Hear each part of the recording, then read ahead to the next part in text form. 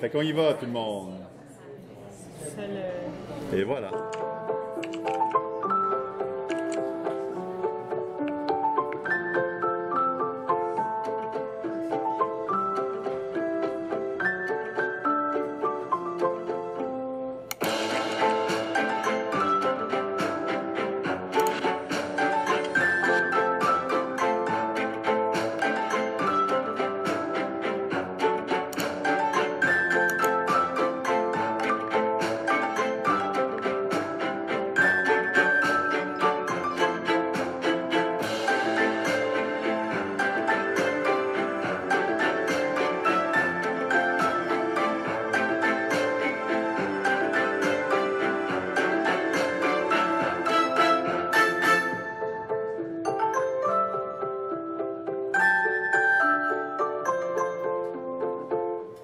Donc, ce qu'on a vu ici, vous avez vu différentes expériences AI. Vous avez vu au pricing dynamique, à la conversation, à une expérience dans une voiture, à l'autopilote, aux ingénieurs qui travaillent dans l'agriculture ou dans l'aéronautique pour améliorer leur processus quotidien.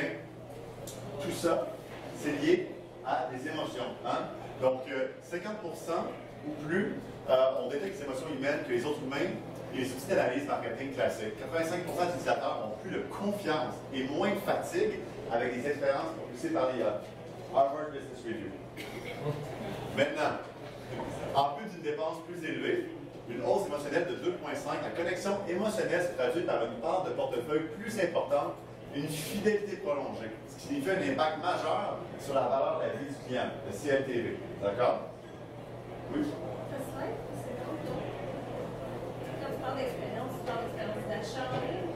Expérience entre la marque et l'individu. Donc, ce n'est pas nécessairement une expérience qui a un achat. Ça peut être une expérience pour une visite, une expérience pour une action, pour de l'information. Ce n'est pas simplement transactionnel.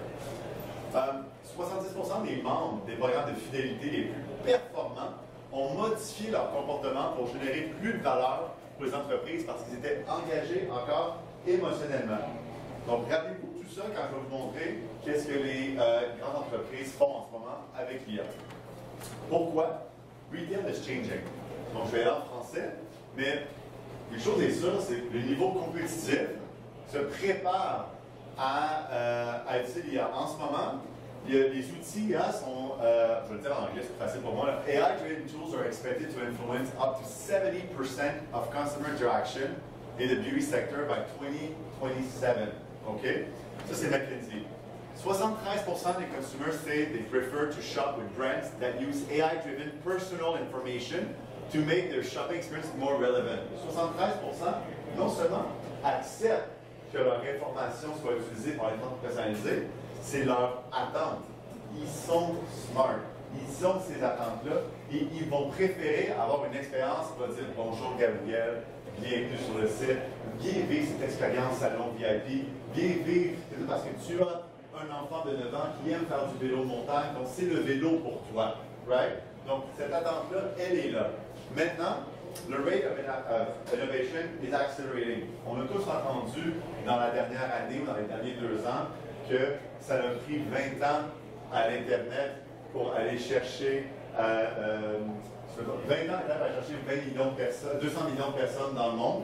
Ça a pris 2 ans au iPhone d'aller chercher 200 millions de personnes dans le monde. Et ça a pris 2 mois à ChatGPT pour atteindre 200 millions de personnes dans le monde. Le rate est très accéléré. AI is everywhere. Par la fin de l'année prochaine, 80% des entreprises vont utiliser une forme d'AI augmentée pour optimiser leur productivité. Et quand on dit productivité, ce n'est pas seulement l'opérationnalisation de leurs produits, mais c'est leur marketing, supply chain, leur content, supply chain, c'est leur service de vente, après-vente, livraison. Il va y avoir un système d'AI augmenté dans 80% des entreprises qui ont des initiatives. Je vais arracher une statistique si vous prenez une note qui n'est pas sur cette page-là, mais j'étais assis dans un événement avec Microsoft en janvier et ils avaient sorti une recherche qui était faite par IPC où ce que les budgets IT des entreprises pour 2025, 2026, 2027, c'était plus de 42% des budgets qui étaient vers des activités vers l'IA ou l'augmentation ou la réduction des coûts d'opérationnalisation. Donc, c'est assez fulgurant, c'est quasiment 50%. Là-dessus, il y a encore 5 ans, bien, innover voulait dire aller plus vite, être plus digital. On se parlait d'être plus automatisé. Mais aujourd'hui, les leaders du commerce ne parlent plus de vitesse. On parle d'anticipation. On veut anticiper les besoins et l'intention de nos consommateurs. Donc, qu'est-ce que ça veut dire? Bien, on va anticiper le bon message. On veut anticiper le bon produit. Et on veut anticiper le bon moment sans même que le client sache qu'il est prêt à acheter. C'est vraiment la notion d'intention, d'intent, de contexte. Pour ça, il y a une nouvelle couche invisible qui s'installe dans nos processus de Goosecam, c'est l'expérience AI. Et c'est là-dessus qu'on va voir les grands commerces du détail travailler énormément dans les prochains mois, les mois qui viennent, les mois qui sont, et les mois qui s'en viennent, c'est beaucoup là-dessus que les budgets sont. On ne parle pas d'un chatbot, on ne parle pas d'une intégration de GPT en surface, on parle vraiment d'une expérience qui va changer, qui va aller chercher l'anticipation qu'on parlait. On parle d'une transformation profonde, parfois silencieuse, qui touche autant le client que nos équipes, nos systèmes, nos chaînes de valeur dans l'entreprise. Parce qu'un designer UX, un digital marketer, un développeur, une personne au service à la clientèle, ça les affecte partout dans une grande entreprise. Donc, comment on passe du rêve à un impact réel? Puis bien sûr, bien, pourquoi ça ne commence ni avec la techno ou ni avec l'expérience client? Ça commence avec une stratégie. Ça, on s'en doutait, c'est assez simple, right? Mais surtout, le bon cadre, le bon framework. Qui l'AI va affecter, comment il va être bâti, la techno va suivre après. Donc, si l'IA peut tout changer, encore faut-il savoir quoi changer, quand et comment. 70% des transformations digitales en Amérique du Nord fait au niveau de l'adoption. Quand on est rendu à l'adoption au change management, on a déjà dépensé des millions et des millions et des millions de dollars, des mois, puis 7 sur 10, c'est un survey qui a été fait par Forrester avec les CDO d'Amérique du Nord. C'est du monde qui regrette souvent que l'adoption fail, right? Donc, parlons vrai. Aujourd'hui, tout le monde veut mettre l'IA dans son entreprise. Un chatbot, un moteur de reconnaissance de recours, un peu de GPT pour faire joli. On ne se cachera pas, c'est devenu le nouveau vernis digital. C'est une façon de montrer qu'on est dans le coup. Hein? Qu'on soit un dev, qu'on soit un product manager, qu'on soit un business owner, même les C-suite. Je suis assis dans des pièces où ce que le C-suite me dit, c'est quoi le produit AI que je vais aller pour que moi, quand je suis au board, puis que je suis dans mon CEO, c'est la CDMO Office qui a produit meilleur AI cette année. C'est la Digital Office, la Data Office qui a produit meilleur AI. C'est des vraies questions qui se posent.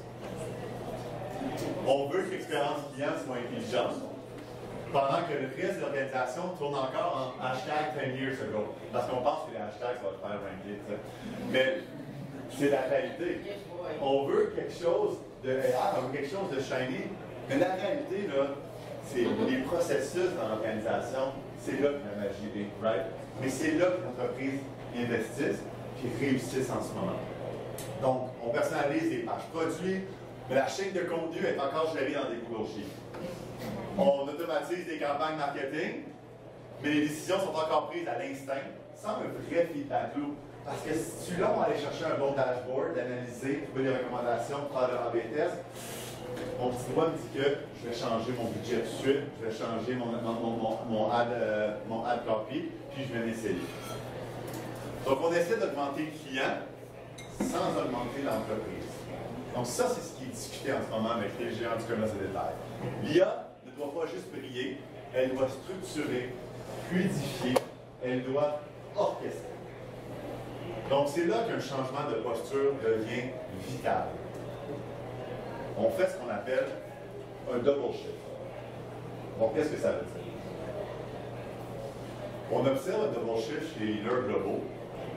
Par exemple, on va avoir ce qui se passe au front stage, puis ce qui se passe au backstage. Donc, ce n'est pas seulement les expériences qui doivent être intelligentes, c'est nos processus, comme j'expliquais. Quand on est capable de marier les deux, d'avoir un projet, un use case, qui va chercher les deux ensemble, on a quelque chose qui a vraiment un bon succès, puis le ROI, lui, vraiment va suivre le projet. Donc, c'est dans les chaînes, right? Content supply chain, data supply chain, campaign ops, merchandising, la recherche sémantique. Puis on pourrait faire un tour de table, on pourrait en sortir une cinquantaine de ces chaînes-là. Mais au lieu de regarder le concept AI d'entreprise sous une forme d'une plateforme ou d'un projet qui va transformer l'entreprise au complet, on choisit un créneau, puis on va pousser jusqu'à développer un business case qui ne va pas s'arrêter à une POC. Pour ceux qui étaient tantôt dans l'autre conférence que j'ai donnée, je parlais du purgatoire des POC. Ça fait 2 ou 3 ans que l'entreprise dort dans des purgatoires de POC. On développe quelque chose, on développe un pilote. Maintenant, c'est non. On va prendre une chaîne pour développer un MVP. On revient à l'ère du MVP. Au lieu de l'IP, faire le meilleur produit tout de suite en AI. Il y a 90 jours, 50% des LM n'existaient pas de ceux qu'on utilise aujourd'hui. C'est le concept de MVP qu'on va itérer, faire grandir avec l'entreprise, c'est quelque chose qui revient et là où on voit le succès. Exemple de l'IA comme feature à l'IA comme façon de penser. C'est plus où puis-je ajouter l'IA. C'est qu'est-ce que ferait l'IA, c'est diriger ma chaîne de contenu, mes campagnes, mes décisions produits. Donc là, on va associer le front stage et le backstage, guys. Donc, on veut un chatbot, une conversation. Mais en backstage, est-ce que ma gestion de mon contenu et de l'information pour filer ce chatbot-là, est-ce qu'il est solide? J'ai une fondation de données qui est solide. La recommandation de produit, je vais recommander basée sur l'intention de la personne. On parlait du vélo de mon enfant tantôt. Bien, est-ce que j'ai des attributs enrichis dans le PIM qui vont permettre de pouvoir feeder mon agent qui, une fois qu'il connaît mes intentions, parce que je suis logué, puis je parle de mon Preference Center, puis de ce que je fais, est-ce qu'on va pouvoir amalgamer cette information-là pour produire un raisonnement ou un thinking par l'agent IA? Même chose pour les moteurs de recherche, personnalisation e-com ou l'IA conversationnelle. Personnalisation e-com, est-ce que j'ai une bonne orchestration des campagnes dans mon CDP? Est-ce que mon moteur de recherche IA, est-ce que j'ai une taxonomie sémantique qui est vraiment structurée avec du data non structuré? Donc, toutes ces choses-là viennent en synergie dans ce qu'on appelle le double shift, le front stage et le backstage qui travaillent ensemble. Allons voir ce que L'Oréal fait. Donc, les vidéos vont fonctionner, on va espérer. Donc, je prends une petite gorgée d'eau, je vous laisse voir un peu ce qui se fait.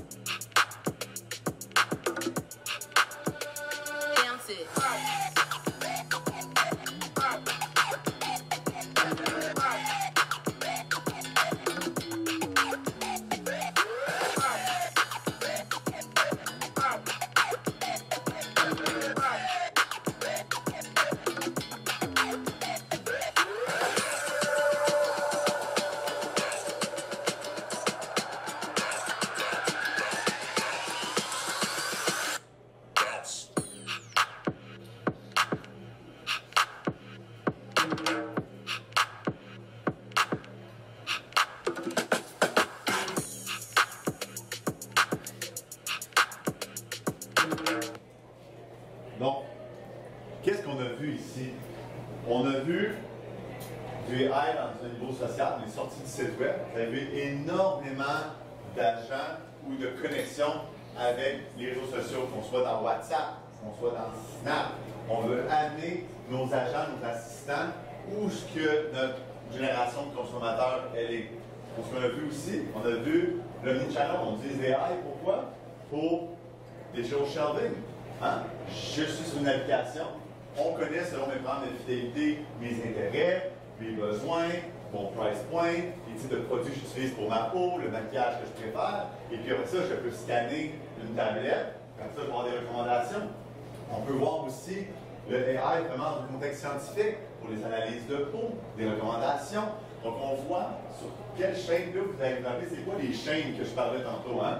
On a du marketing, on a de la recommandation de produits, on a de l'analyse scientifique, on a un paquet de choses qui se fait chez les clients. Ce que je veux dire ici, quand on regarde ça, quelque chose qui est important à connaître, c'est que c'est tous des business cases séculaires. Donc, on ne parle pas d'une générale plateforme, on parle d'un projet de A à Z, parce que l'AI va avoir augmenté le touchpoint que L'Oréal a avec vous, et les opérationnalisations derrière, le backstage qu'on parlait tantôt.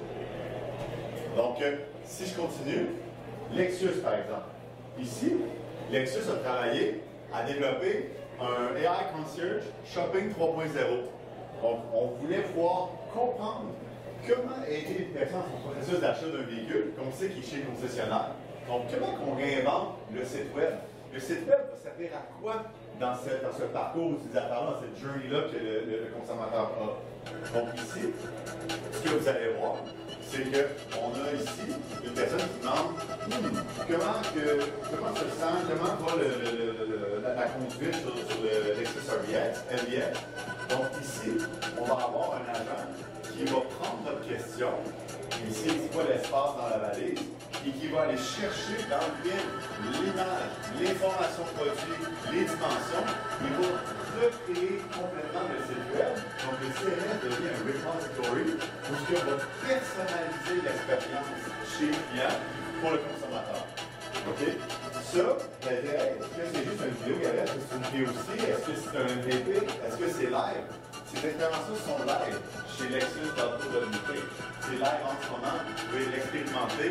C'est quelque chose qui existe et qui est en ce moment, cette année, une expérience que les utilisateurs peuvent vivre. Donc c'est vers là que le consommateur s'en va.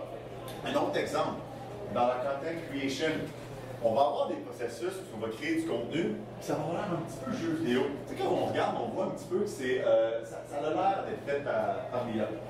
Donc, on va développer des choses ici, où on va front-pay, on va travailler à pouvoir créer une image pour une entreprise. Et puis là, ben, tant que l'image ou l'agent n'est pas personnalisé pour l'entreprise, ben, ça va nous sortir des images, ça va nous sortir quelque chose de très bien, mais qui va manquer le contexte du brand. Qu'est-ce que les grandes entreprises font en ce moment? On travaille à développer des agents IA qui vont comprendre le contexte de la marque, le contexte du consommateur, qui est les brand guidelines. Donc, si j'ai un agent qui connaît la brand, et puis là, ici, mettons que c'est la brand Valtech, on ne voit pas le client, c'est juste pour un exemple qui est white label. Mais vous allez voir ici, on va avoir une expérience qui va avoir la tenue, les vêtements qui font partie de votre catalogue produit ou le sac qui fait partie de votre catalogue produit. Et on va même se rendre jusqu'à, je fasse la main, faire la génération de contenu vidéo. Donc, si on regarde ici, 100% de ce que vous voyez ici est complètement généré par l'IA et il s'en va à un point d'être customer ready. Donc, ce qu'on regarde ici, il n'y a rien qui est vrai. Les photos produits, il en a, mais le sac ici ou les vêtements ont été recréés par l'IA basés sur le catalogue produit. Les modèles que vous voyez ici, ils n'existent pas, mais ils sont basés sur des guidelines de comment la brand utilise ces modèles, comment le shooting est fait, c'est quoi les couleurs, c'est quoi les ombres, c'est quoi la façon qu'ils marchent, c'est quoi leur posture, comment ils se tiennent, parce que l'agent a analysé des centaines et des centaines d'images de cette brand-là pour arriver à créer ce type de output-là. Donc, ce n'est pas l'IA qui crée la magie, par exemple. Du tout. On regarde ça, on dit hey, c'est magique, c'est incroyable. Mais la réalité, c'est que c'est la chaîne invisible qui l'alimente, qui l'orchestre et qui la mesure. Donc, quand on vous parle d'IA, on parle d'agent et d'agentic, à la base, il faut avoir une fondation composable de techno qui vous permet d'aller vers ça. L'entreprise qu'on a ici, au Québec, travaille très fort depuis des années à faire ça. Pour ceux qui étaient à C2 Montréal et qui ont vu la conférence qui a été donnée avec l'Auto-Québec à C2, bien, vous allez comprendre que pour pouvoir arriver à créer des environnements AI aussi poussés comme ça, il faut à la base monter une structure, une technologie, une architecture qui est composable, qui est structurée à travers 6 grands piliers. La stratégie, la transformation en haut, la technologie, l'architecture en bas, et les 4 piliers, employés, culture, organisation et gouvernance, processus et métriques, et intelligence d'affaires. Ça permet après, quand on amène un agent IA ou un processus agentique, on a l'écosystème pour pouvoir l'absorber, l'adopter et le roll-out dans l'entreprise, peu importe la chaîne qu'on parlait tantôt.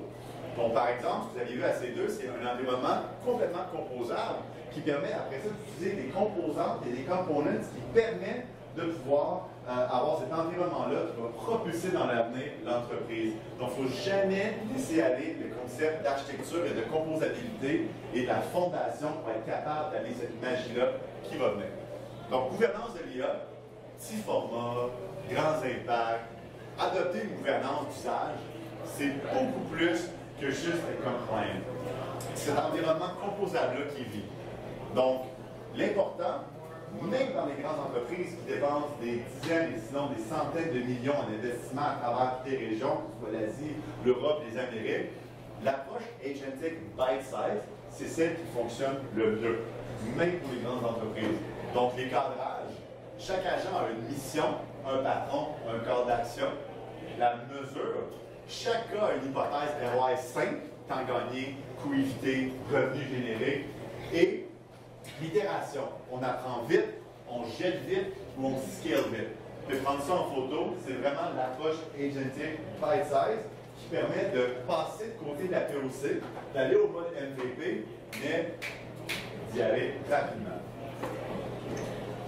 Donc, un exemple concret ultra bite-size. On a des agents de validation d'attributs de produits, comme un BIM, 12 heures par mois économisées. On a un agent de détection d'articles non performants médias, 18 de budget réalloué, ou un agent d'onboarding client par email, réduction du churn de 6 par exemple. Donc, on se souvient, on voulait parler vrai, right? Donc, l'IA comme levier, c'est pas un trophée. Ce que les entreprises qui gagnent ont compris, c'est que l'IA ne doit pas être spectaculaire, il doit être utile. L'impact se construit un agent à la fois, une architecture composable à la fois, une décision à la fois. Donc, je vais survenir ici, il me reste une slide. Alors, demandez-vous ceci. Est-ce que votre IA va impressionner ou est-ce qu'il va livrer? Parce qu'à la fin de la journée, la vraie innovation, c'est celle qui va tenir la route, right? Pas juste celle qui va faire de bien slide. Et c'est pour ça qu'on reste en noir et blanc, puis on focus sur la livraison de quelque chose qui est vraiment solide. Il faut se rappeler que même les géants travaillent en bite size. Je vous remercie.